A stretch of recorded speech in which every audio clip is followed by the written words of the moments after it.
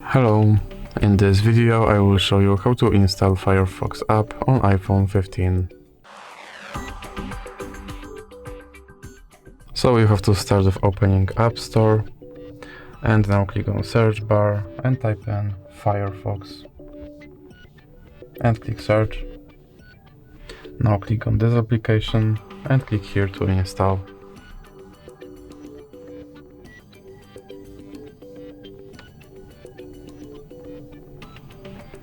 Now click open, and here you can make your Firefox your main browser, or you can click skip. Now you can sign in to quickly switch between devices, or you can click skip. And now you can turn on notifications, or you can click skip again. And now your Firefox browser is set up and ready to use. So that's it for this video. If you liked it, please remember to leave like and subscribe.